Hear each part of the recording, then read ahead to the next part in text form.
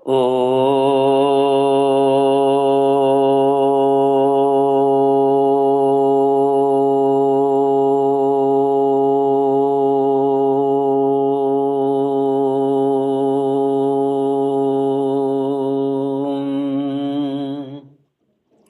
श्री गुरुचरण कमलेभ्यो नमः। श्री गणेशाय नमः। श्री सरस्वत्यै नमः। श्रीमद् भागवत भगवान की जय। श्री कृष्ण गोविंद हरि मुरारी, हे नाथ नारायण वासुदेव। श्री कृष्ण गोविंद हरि मुरारी, हे नाथ नारायण वासुदेव। ओम नमो भगवते वासुदेवाय। ओम नमो भगवते वासुदेवाय। कृष्णाय वासुदेवाय हरये परमात्मने प्रणतक्लेशनाशाय गोविन्दाय नमो नमः।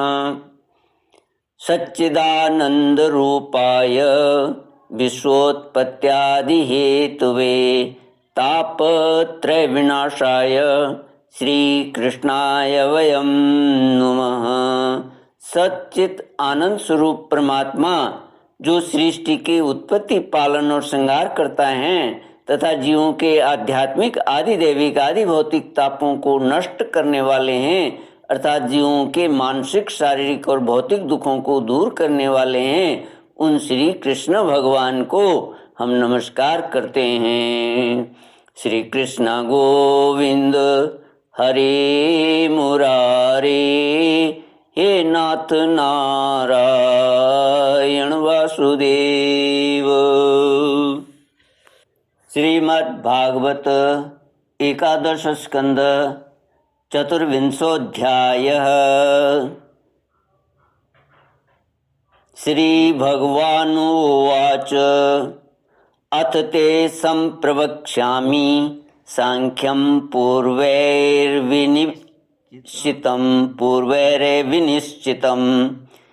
यद्विज्ञाय पुमान् सद्यो जह्याद्वैकल्पिकं भ्रमम् आसीज्जानमथो ह्यर्थ एकमेवाविकल्पितं यदा विवेक निपुणा आदो कृत युगे युगे।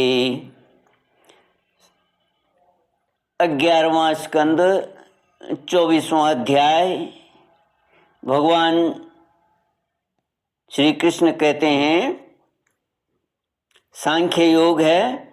भगवान श्री कृष्ण कहते हैं, प्यारे उद्धव, अब मैं तुम्हें सांख्य शास्त्र का निर्णय सुनाता हूँ। प्राचीन काल के बड़े बड़े ऋषि मुनियों ने इसका निश्चय किया है। जब जीव इसे भली भांति समझ लेता है तो वह भेद बुद्धि मूलक सुख दुख आदि रूप ब्रह्म का तत्काल त्याग कर देता है। युगों से पूर्व प्रलय काल में, आदि सत्य युग में, और जब कभी मनुष्य विवेक निपुण होते हैं, इन सभी अवस्थाओं में यह संपूर्ण दृश्य और दृष्टा, जगत और जीव विकल्प शून्य, किसी प्रकार के भेदभाव से रहित केवल ब्रह्म ही होते हैं। इसमें संदेह नहीं है कि ब्रह्म में किसी प्रकार का विकल्प नहीं है, वह केवल अद्वितीय सत्य है।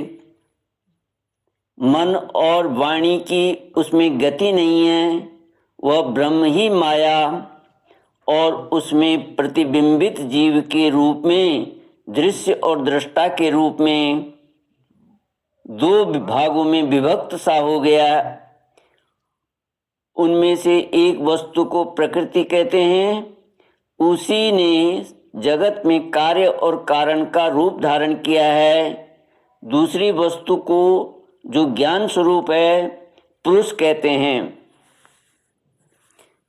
उद्धव जी, मैंने ही जीवों के शुभ अशुभ कर्मों के अनुसार प्रकृति को क्षुब्ध किया, तब उससे सत्व रज और तम ये 3 गुण प्रकट हुए। उनसे क्रिया शक्ति प्रधान सूत्र और ज्ञान शक्ति प्रधान महत्त्व प्रकट हुए। वे दोनों परस्पर मिले हुए ही हैं। महत्त्व में विकार होने पर अहंकार व्यक्त हुआ। यह अहंकार ही जीवों को मोह में डालने वाला है। वह 3 प्रकार का है, सात्विक, राजस और तामस। अहंकार 5 तन्मात्रा, इंद्रिय और मन का कारण है, इसलिए वह जड़ चेतन उभयात्मक है। तामस अहंकार से 5 तन्मात्राएं और उनसे 5 भूतों की उत्पत्ति हुई, तथा राजस अहंकार से इंद्रियां और सात्विक अहंकार से इंद्रियों के अधिष्ठाता 11 देवता प्रकट हुए। 11 देवता कौन कौन से हैं? 5 ज्ञानेंद्रियां, 5 कर्मेंद्रियां और 1 मन। इस प्रकार 11 इंद्रियों के अधिष्ठाता 11 देवता हैं। ये सभी पदार्थ मेरी प्रेरणा से एकत्रित होकर परस्पर मिल गए और इन्होंने यह ब्रह्मांड रूप अंड उत्पन्न किया। यह अंड मेरा उत्तम निवास स्थान है। जब वह अंड जल में स्थित हो गया, तब मैं नारायण रूप से इसमें विराजमान हो गया। मेरी नाभि से विश्व कमल की उत्पत्ति हुई। उसी पर ब्रह्मा का आविर्भाव हुआ। विश्व समष्टि के अंतःकरण ब्रह्मा ने पहले बहुत बड़ी तपस्या की। उसके बाद मेरा कृपा प्रसाद प्राप्त करके रजोगुण के द्वारा भूर्भुव स्व अर्थात पृथ्वी, अंतरिक्ष और स्वर्गलोक, इन 3 लोकों की और इनके लोकपालों की रचना की।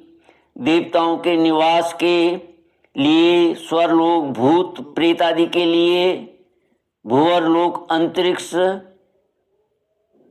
और मनुष्य आदि के लिए भूरलोक, पृथ्वीलोक का निश्चय किया गया।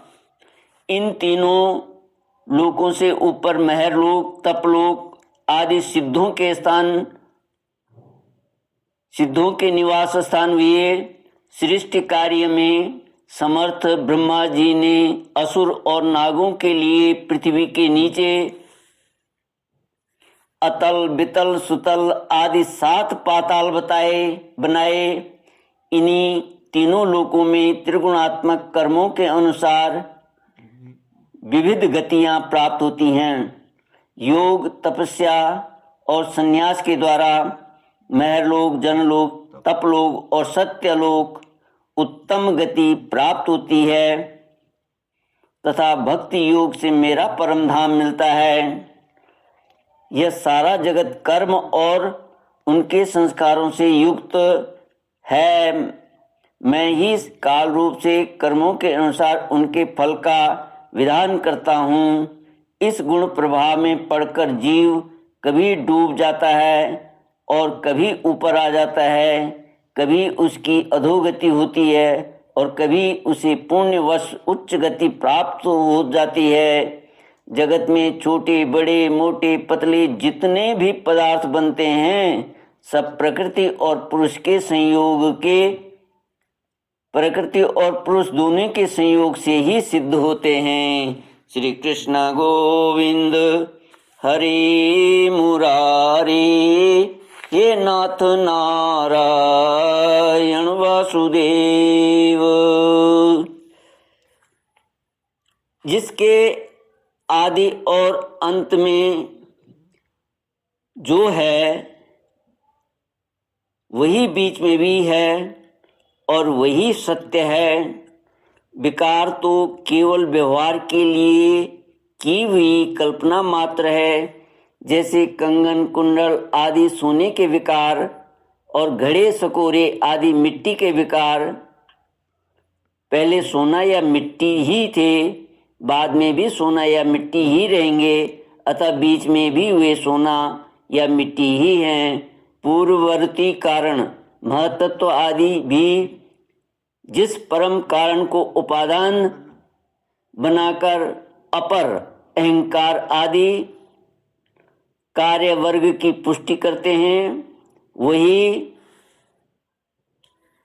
उनकी अपेक्षा भी परम सत्य है।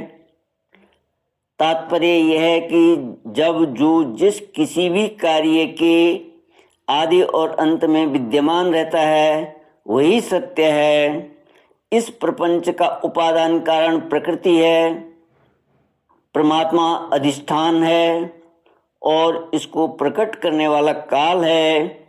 व्यवहार काल की यह त्रिविधता वस्तुतः ब्रह्म स्वरूप है और मैं वही शुद्ध ब्रह्म हूँ। जब तक परमात्मा की ईक्षण शक्ति अपना काम करती रहती है तब तक उनकी पालन प्रवृत्ति भी बनी रहती है, तब तक जीवों के कर्म भोग के लिए कारण कार्य रूप से अथवा पिता पुत्र आदि के रूप में यह सृष्टि चक्र निरंतर चलता रहता है। यह विराट ही विविध लोकों की सृष्टि है, स्थिति और संहार की लीला भूमि है। जब मैं काल रूप से इसमें व्याप्त होता हूँ, प्रलय का संकल्प करता हूँ, तब यह भुवनों के साथ विनाश रूप विभाग के योग्य हो जाता है। उसके लीन होने की प्रक्रिया यह है कि प्राणियों के शरीर अन्न में, अन्न बीज में, बीज भूमि में और भूमि गंध तन मात्रा में लीन हो जाती है। गंध जल में, जल अपने गुण रस में, रस तेज में, तेज रूप में लीन हो जाता है, तेज रूप में लीन हो जाता है। रूप वायु में, वायु स्पर्श में, स्पर्श आकाश में तथा आकाश शब्द तन्मात्राओं में लीन हो जाता है। इंद्रियां अपने कारण देवताओं में और अंततः राजस अहंकार में समा जाते हैं। हे सौम्य, राजस अहंकार अपने नियंता सात्विक अहंकार रूप मन में, शब्द तन्मात्रा पंचभूतों के कारण तामस अहंकार में और सारे जगत को मोहित करने में समर्थ त्रिविध अहंकार महत्त्व में लीन हो जाता है। ज्ञान शक्ति और क्रिया शक्ति प्रधान महत्त्व अपने कारण गुणों में लीन हो जाता है। गुण अव्यक्त प्रकृति में और प्रकृति अपने प्रेरक अविनाशी काल में लीन हो जाती है। काल मायामय जीव में और जीव मुझ अजन्मा परमात्मा में लीन हो जाता है। आत्मा किसी में लीन नहीं होता, वह उपाधि रहित अपने स्वरूप में ही स्थित रहता है। वह जगत की सृष्टि और लय का अधिष्ठान एवं अवधि है। उद्धव जी, जो इस प्रकार विवेक दृष्टि से देखता है उसके चित्त में यह प्रपंच का भ्रम हो ही नहीं सकता। यदि कदाचित उसकी स्फूर्ति हो भी जाए तो वह अधिक काल तक हृदय में ठहर कैसे सकता है? क्या सूर्योदय होने पर भी आकाश में अंधकार ठहर सकता है? उद्धव जी, मैं कार्य और कारण दोनों का ही साक्षी हूँ। मैंने तुम्हें सृष्टि से प्रलय और प्रलय से सृष्टि तक की सांख्य विधि बतला दी। इससे संदेह की गांठ कट जाती है और पुरुष अपने स्वरूप में स्थित हो जाता है। श्री कृष्ण गोविंद हरे मुरारे, हे नाथ नारायण वासुदेव। इति श्रीमद्भागवते महापुराणे पारमहंस्यां संहितायां एकादश स्कंदे चतुर्विंशोऽध्यायः। ओम पूर्णमद पूर्णमिदं पूर्णात् पूर्णमुदच्यते पूर्णस्य पूर्णमादाय पूर्णमेवावशिष्यते। ओम शांति शांति शांति। हरि ओम श्री गुरुभ्यो नमः। हरि ओम।